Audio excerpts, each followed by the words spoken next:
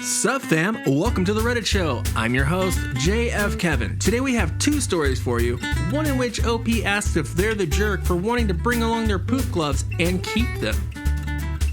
Before we get started, do us a favor and go ahead and hit that subscribe button and turn on your notification bell so you never miss an episode.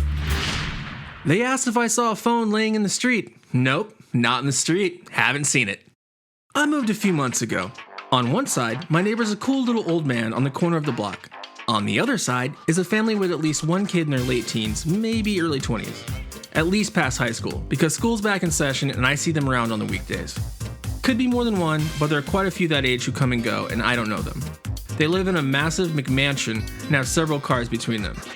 The rest of the block are houses built in the 1950s or so. Not bad homes at all, but nothing huge. It's not a busy street, zero traffic, and the houses are spaced pretty far apart. The neighbors' teens walk through my backyard and the old man's backyard to get to the street around the corner, sometimes at night. We have two young kids who go to bed at around 8:30, and the youngest has issues that severely affects her sleep, causing her to be up all night at times. Sometimes they are woken up by the neighbors' teens walking through at like 11 p.m., talking, laughing, or playing music on their phones. Part of the reason we chose this house is how quiet and spacey the neighborhood is. After a couple weeks of this happening, it happened around 4 or 5 times, I went to talk to the neighbors. The dad answered the door and I say something like, "Hey, how you doing? I'm OP, I live over here." And he just says, "What do you need?" So I told him I have two kids who go to bed early and his kids wake them up when they walk through the yard. And he says he'd tell them to quiet down, and I said, "No, they're coming through in the middle of the night. They should just stay out of my yard." And he says, "So, only at night?" His expression and tone really irritated me, so I said, "No, I mean ever." He just made a "huh" noise and shut the door, so I walked back home. A few days go by, and I hear the teens one evening around dusk, 4 of them, heading to their house. So I go outside and ask, "Hey, is this your yard?" They didn't say anything, they just kept walking and started laughing. A couple hours later, my wife was in the kitchen and saw a couple of them in the old man's yard close to our yard with a flashlight pointed at the ground. We watch them for a few minutes, and when they come into our yard, I go back out with my flashlight and shine it at them and say, "Hey, I'm about to call the effing cops." They ran back into their house. The next morning, I was mowing and I find what they were looking for. An iPhone. Looks new, no power. I pocket it and keep mowing. Around noon, my bell rings. It's the mom. The dad was standing at the end of my driveway. I guess he didn't want to talk to me. "Hey, my daughter lost her phone while she was out walking last night. Have you seen it around, like in the street or anything?" Nope, haven't seen any phones in the street. Have you seen one anywhere else? Can't say I have, but if I find one in the streets, I'll let you know. I can see the gears in her brain working. She doesn't look happy. By the way, I talked to your husband a few days ago about your kids in my yard. They didn't listen, so if it happens again, I'll call the police. Are you serious? Yeah, they're waking up my kids and this is my private property. I am very serious. She makes the same "huh" noise her husband did, walks off the porch and back to him. I guess she told him what I said because he made angry noises that I couldn't understand from the porch. They walked away and I go back inside. I know some newer phones have tracking, so a little later while I was running errands, I dropped it in a trash can in a gas station bathroom. If they tracked it, maybe they went and dug it out. Good luck to them. It was one of those 50-gallon cans and full of who knows what, and I dropped it down the side so it would slide to the bottom. They haven't been back in my yard since. What, did I just read a nuclear revenge? What is this? What? I mean, come on, OP, they're teens. You didn't need to dump their phone in a gas station bathroom. I mean, it's hilarious, but at the same time, like, you could have just held on to it for a couple of days and put it in their mailbox. I think they would have got the point, but hey, whatever. Or just call the cops on them. But good story, OP. High school teacher used to call me a loser and that I would never amount to anything. I ran into her 20 years later on an elevator at my office at the same university where her husband works. I went to high school in a small southeastern U.S. town. During my junior year, 11th grade, I had a U.S. history teacher who always acted like she was better than everyone else. She was the type that would always say things semi-jokingly about students, which she thought were funny but came off as pretty mean and hurtful. Unfortunately, she was really popular with parents and the administration because, to be fair, she was a good teacher, and her students did well year after year on the AP exams. that's classes taken to earn college credits if you got a high enough score. So she got away with insulting whomever she wanted to insult. Also, she was the type who bragged about being married to a professor. She actually had an affair with him when she was his student and he was married to his first wife, but I digress. At the time, I was dating a guy, also a junior, who happened to be the friendly neighborhood school drug dealer. This was the 80s, so pot and mushrooms were the go-to recreation, nothing too hard, and looking back, I think it was a far more innocent time. Our school was a notorious party school and sat adjacent to the university's dorms. The university was a notorious party school as well, so the town was known around the region as a party place. Most parents took it in stride because many of them were university employees or local business owners. Our teachers were pretty cool too, for the most part. Many of them went to the same university, so they knew the town and the local vibe. However, this teacher liked to talk smack about the party type kids, saying they would not amount to anything, end up in jail, die from drugs, etc. She was always picking on us, saying we were bad eggs and losers. One day, while grocery shopping with my mom, we saw her in the parking lot and she came over to speak to us. She started off by saying that I was doing poorly in her class, which I was not, I had an A at the time, and that my grades were declining because I was dating that boy in the most dramatic, snarky southern accent you can imagine.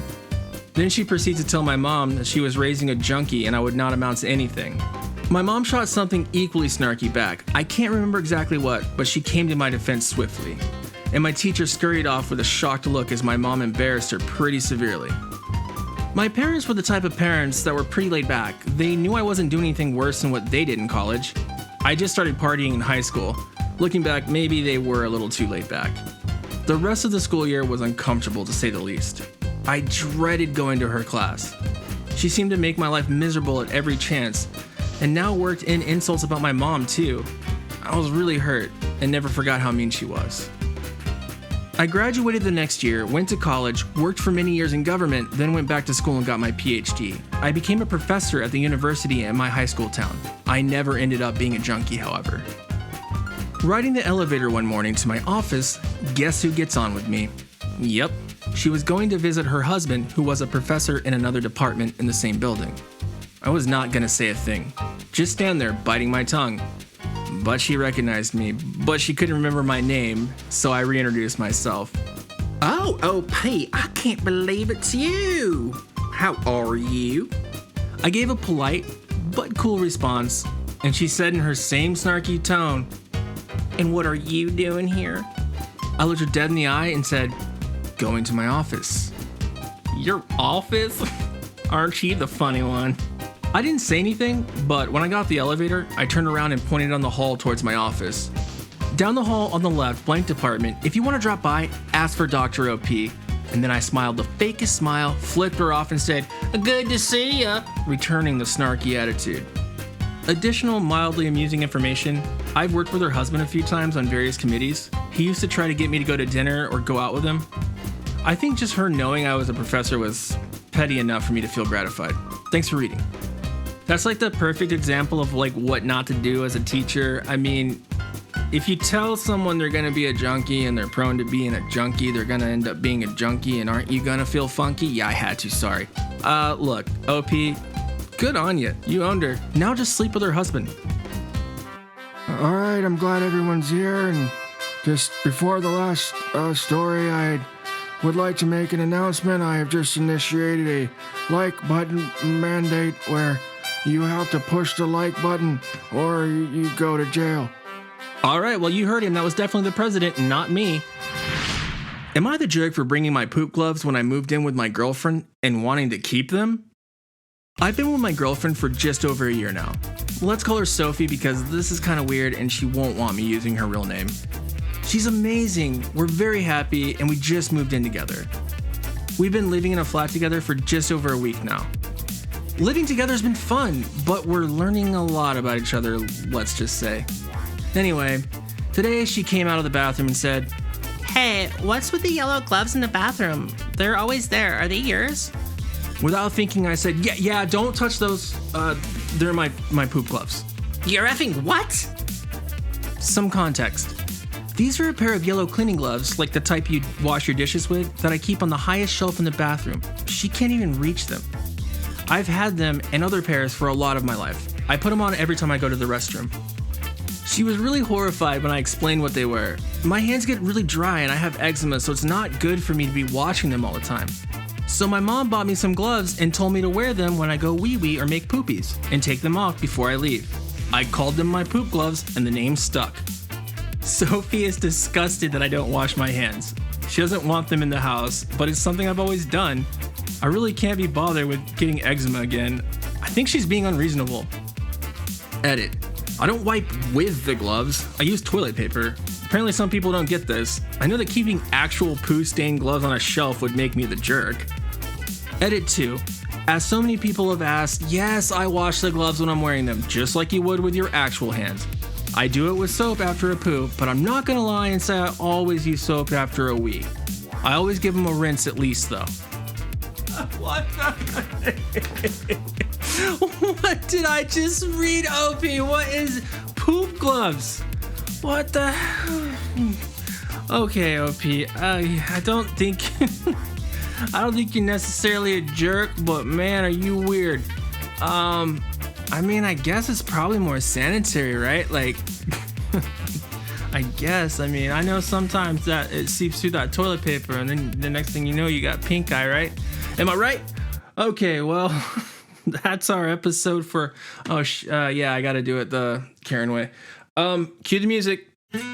That's all for today. Bye. Oh yeah, and don't forget to click on a playlist or something.